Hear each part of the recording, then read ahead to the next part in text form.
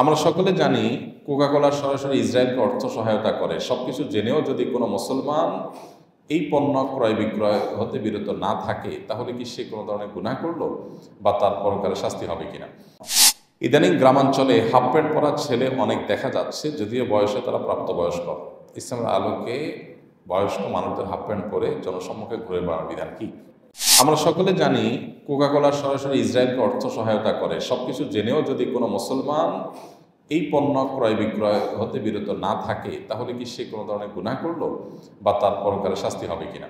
আমার আপন সহোদর ভাই সুদের উপরে অর্থ লগ্নি দান করে এবং এটাই তার একমাত্র পেশা। তার বাড়িতে দাওয়াত খাওয়া এবং তার ক্রয় করা ফল ফলাদি আমার জন্য ভোগ করা হালাল হবে কিনা?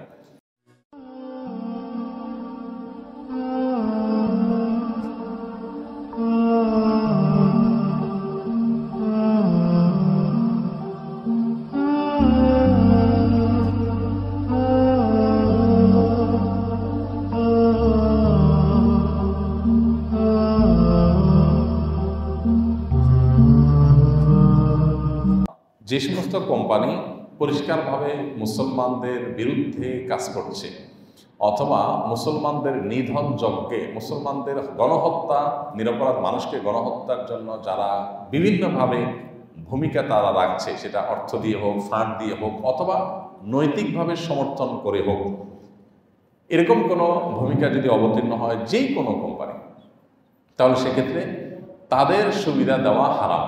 তাদেরকে সুবিধা দেওয়া বা তাদেরকে সুযোগ দেওয়া, তাদের পণ্য কিনে তাদেরকে আপনি সুবিধা দিলেন, এই পণ্যের লভ্যাংশ তারা পেয়ে অপকর্ম করবে বা তাদের শক্তি বাড়াবে, ফেস ভ্যালু তাদের বাড়বে, তো এইটাতে আপনার ভূমিকা রাখার সুযোগ নাই। এটা আপনার নৈতিকভাবে আপনার এই কাজটি করা উচিত না। আল্লাহর কাছে এর জন্য আপনার দায় থেকে যেতে পারে যদি আপনি জেনে শুনে এরকম করেন। একটা হলো যে না, আমি তাদের ভূমিকা পরিষ্কারভাবে আমার জানা নাই, অজান্তে করেছি, সেটা ভিন্ন বিষয়। কিন্তু আমার কাছে যদি পরিষ্কার হয়ে যায় যে এদের ভূমিকাটা কি, তাহলে আর সেখানে আমাদের কোনো প্রকার মদদ, পরোক্ষ মদতও যদি হয়, তাহলে সেটার জন্য আমাদেরকে দায়ী হতে হবে। আল্লাহ বলেছেন, ওয়ালা তাআওয়ানু আলাল ইসমি ওয়াল উদওয়ান, পাপ এবং সীমালঙ্ঘনের কাজে তোমরা একে অন্যের সহযোগী হইও না।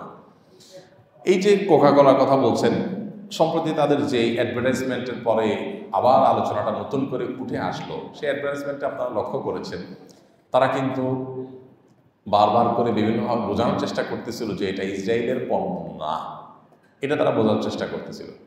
এবং নামটা তো ডাইরেক্ট নিতে পারে না, ঘুরায় ফিরে ওই জায়গার না, এই জায়গার না।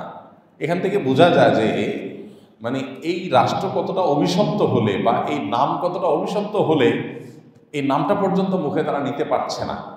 এখান থেকে পরিষ্কার হয়ে যায়। আরেকটা বিষয় পরিষ্কার হয়, তারা শুধুমাত্র যদি এইটুকু বলতো যে আমরা ফিলিস্তিনকে সমর্থন করি, আমরা ফিলিস্তিনের গণহত্যাকে সমর্থন করি না, এই কথাটুকু যদি বলতো, তাহলে তো কিল্লা ফতে হয়ে যেত। কিন্তু এত কথা বলতে পারলো, আসল কথা বলতে পারলো না। এখান থেকে বোঝাই যায় যে তারা এই গণহত্যার ব্যাপারে তাদের সমর্থন আছে। যদি সমর্থন না থাকতো, তাহলে তার বিরুদ্ধে অভিযুক্ত সেটাতে তারা এটা অস্বীকার করলেই পারতো যে আমরা এই গণহত্যাকে সমর্থন করি না বা কোনোভাবে আমরা সহায়তা করি না, এখানে অন্যায়ের সাথে আমরা নাই, বলতে পারতো। সেটা না বলাটা পরিষ্কার করেছে যে তাদের ডাল মে কুচ কালা নেই, পুরাই কালা হয়। বুঝা যাচ্ছে কথা? আমাদের বাসা বাড়িগুলো শুধুমাত্র এই কোকা-কোলাই না, বহু ইহুদি পণ্য আছে যেগুলো আমাদের বাসা বাড়িতে ভরা। আমি কম কোয়ালিটির জিনিস কিনবো, বেশি দাম দিয়ে তুলনামূলক এর চাইতে খারাপ জিনিস কিনবো, তারপর এই জিনিস কিনবো না। তাহলে আমার এই যে স্যাক্রিফাইস হলো, এই যে আমি বেশি দাম দিয়ে কিনলাম, এই যে আমি কোয়ালিটি কম জিনিস নিলাম, কম কোয়ালিটির জিনিস নিলাম, এটার কারণে আল্লাহর কাছে বিনিময় পাওয়া যাবে ইনশাআল্লাহ।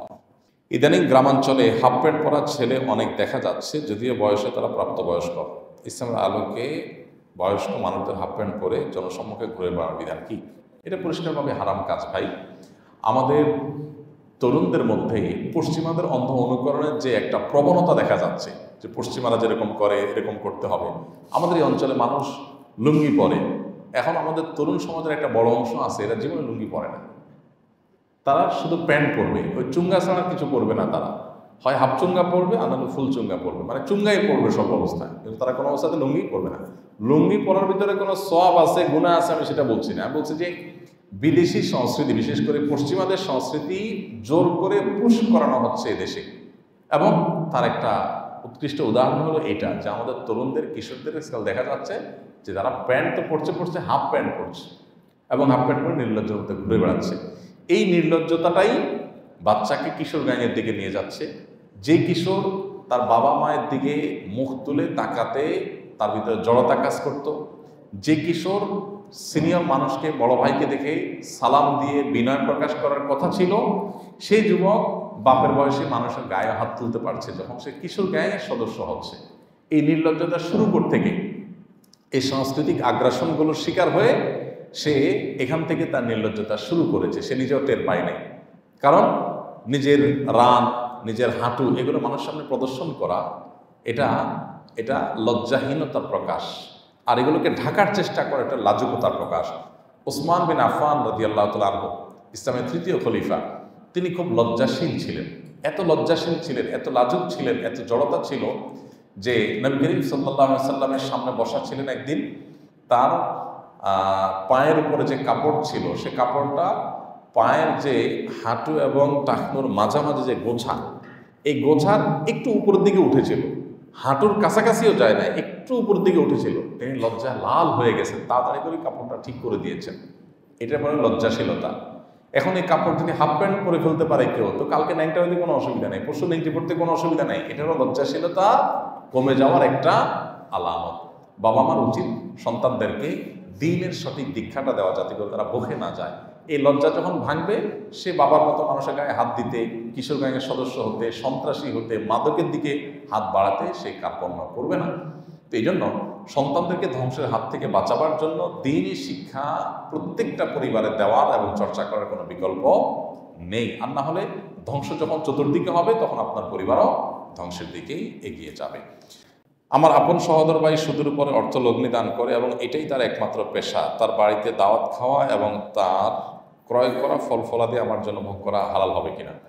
ভাই হোক আর যিনি হোক না কেন, যদি তার উপার্জনের একমাত্র সোর্স হারাম হয়, আর কোনো হালাল উপার্জনের কোনো ওয়ে তার না থাকে, তাহলে তিনি ওই তার হারাম উপার্জন থেকে আপনাকে কোনো আপ্যায়ন করলে, কোনো হাদিয়া দিয়ে সেটা আপনার জন্য গ্রহণ করা, ভোগ করা জায়েজ হবে না। এখন প্রশ্ন হলো যে যদি আমি এটা না করি, তাহলে সেক্ষেত্রে তার সাথে সম্পর্ক নষ্ট হবে, ভুল বুঝাবুঝি তৈরি হবে, তাহলে আমি কি করব? এর উত্তর হলো, প্রথমত আপনি চেষ্টা করবেন তাকে বোঝানোর, আপনার বিপত্তির জায়গাটা তাকে পরিষ্কার করার, যে তোমার প্রতি আমার কোনো বিশেষ কোনো বিদ্বেষ নেই, দুঃখ নেই, শত্রুতা নেই ব্যক্তিগত পর্যায়ে, বরং এটি হারাম হওয়ার কারণে আমি নিতে পারছি না, আমার অপরাগতার জায়গাটা এখানে। যদি সেরকম আন্ডারস্ট্যান্ডিং থাকে, তাহলে বোঝানো তাকে, তাতে দুইটা জিনিস হবে।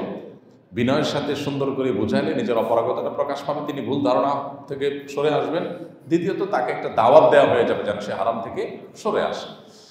আর যদি এরকম পরিস্থিতি না থাকে এবং এমন পরিবেশ হয় যে এখানে আসলে কোনোভাবে ডিনাই করা যায় নাই, বাধ্য হয়েছেন গ্রহণ করতে, তাহলে সেক্ষেত্রে উপঢৌকন হলে সেটা গ্রহণ করে সওয়াবের নিয়ত করা ছাড়া কাউকে দান করে দিবেন, নিজে ভোগ করবেন না। আর খাওয়া দাওয়া হলে যথাসম্ভব সেটা আপনাকে অ্যাভয়েড করতেই হবে।